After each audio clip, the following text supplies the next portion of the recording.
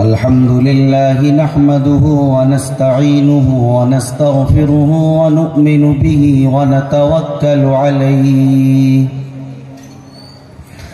ونعوذ بالله من شرور أنفسنا ومن سيئات أعمالنا من يهده الله فلا مضل له ومن يضلله فلا هادي له ونشهد أن لا إله إلا الله وحده لا شريك له ونشهد أن سيدنا وسندنا وحبيبنا وشفيعنا ومولانا محمدا عبده ورسوله أعوذ بالله من الشيطان الرجيم بسم الله الرحمن الرحيم اقرأ باسم ربك الذي خلق الإنسان من علق اقرأ وربك الأكرم الذي علم بالقلم علم الإنسان ما لم يعلم صدق الله العظيم يا صاحب الجمال ويا سيد البشر يا صاحب الجمال ويا سيد البشر من وجهك المنير لقد نور القمر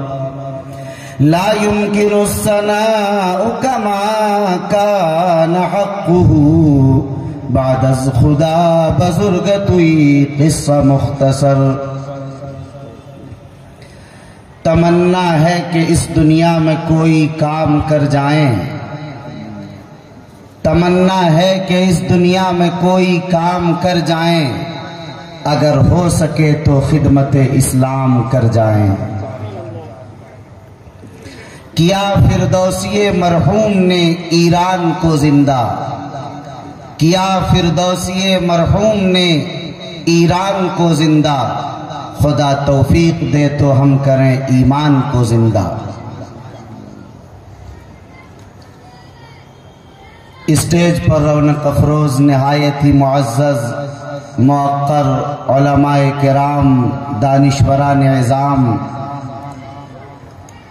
ارریہ اور مضافات سے تشریف لائے ہوئے معزز مہمانان عظام بزرگوں اور دینی بھائیوں پردہ نشی مائیں اور بہنوں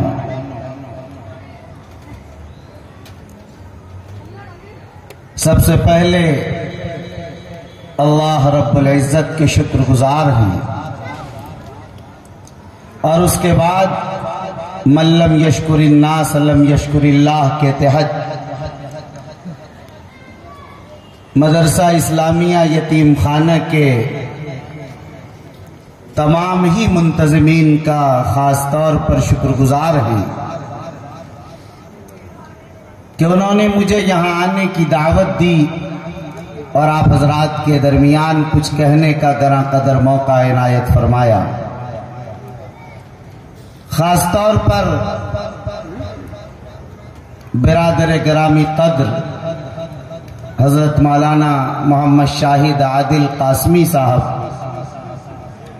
جو ادارے کے پرنسپل ہیں اور نہایت ہی متحرک فعال اور قوم و ملت کا درد رکھنے والے ان علماء میں جن کا دن اور جن کی رات اللہ کے خلق کے لیے اور ان کی خدمت کے لیے اور اللہ تعالی کی یاد کے لیے مصروف ہے انہوں نے مجھ سے کہا کہ آپ جو مناسب تاریخ سمجھیں وہ مجھے دیں تاکہ ادارے کا جلسہ دستار بندی ہو سکے تاریخیں کوئی خالی نہیں تھی میرا سفر تھا اتفاق یہ کہ اگلے دن پیر طریقت عارف باللہ حضرت مولانا انوار عالم صاحب دامت برکاتہم العالیہ جو میرے نہایت ہی مخلص بچپن کے استاذ اور مربی ہیں، انہوں نے 29 کی تاریخ مقرر کر دی اور میرے بہت ہی کرم فرما حضرت مولانا مفتی انعام الباری صاحب قاسمی دامت برکاتہم نے اگلے دن مجھے اطلاع دی کہ 29 کی تاریخ طے ہو گئی ہے اور نظام کسی بھی طرح آپ کو بنانا ہے۔ میں آسان زبان بولتا ہوں، چھوٹے چھوٹے جملے استعمال کرتا ہوں، اسی لیے قرآن کی آیت بھی آسان انتخاب کرتا ہوں جس کو آپ آسانی سے سمجھ لیں۔ آپ جانتے ہیں کہ قرآن مجید کی سب سے پہلی آیت ہے جو یہ نازل ہوئی، اقرأ بسم ربک الذی خلق۔ اس آیت میں اللہ تعالیٰ نے کہا کہ پڑھو، اقرأ کی آیت نازل ہو رہی ہے۔ آپ ذرا دیکھیے کہ یہ جو آیت نازل ہوئی اقرأ، کیا آپ پڑھیے یہ کب نازل ہوئی، کن کے لئے نازل کی، کس نے نازل کی، کہاں سے نازل ہوئی، کس مقام پر آپ تھے، پورا جائزہ لیں گے تو آپ کو معلوم ہوگا کہ زمانے جاہلیت ہے، یہ مشرکین مکہ ہیں، یہ کفار قریش ہیں، یہ وہ لوگ ہیں جو زنا میں مبتلا ہیں، یہ وہ لوگ ہیں جو چوری میں ملوث ہیں، یہ وہ لوگ ہیں جو ڈکیتی کر رہے ہیں، یہ وہ لوگ ہیں جو جبر و استبداد میں ہیں، ظلم میں ہیں، دہشت گردی میں ہیں، بچیوں کو زندہ درگور کرنے میں لگے ہوئے ہیں، یہ وہ لوگ ہیں کہ جو لڑتے ہیں تو لڑتے چلے جاتے ہیں، یہ وہ لوگ ہیں کہ قتل کرتے ہیں تو قتل کرتے چلے جاتے ہیں، یہ وہ لوگ ہیں کہ جو صدیوں تک اپنی لڑائیوں کو نسلوں سے نسلوں تک منتقل کرتے چلے جاتے ہیں، یہی وہ لوگ ہیں کہ جن کے کھانے میں نہیں 24 گھنٹے پانی کے بجائے شراب کا استعمال ہوتا ہے، یہ وہ لوگ ہیں جو شراب و کباب کی مجلسوں محفلوں کے عادی لوگ ہیں، یہ وہ لوگ ہیں کہ جن میں دنیا کی کوئی ایسی برائی نہیں جو اس میں موجود نہیں ہے، یہ لکھنا نہیں جانتے، یہ پڑھنا نہیں جانتے، یہ احترام نہیں جانتے، یہ غریبوں کے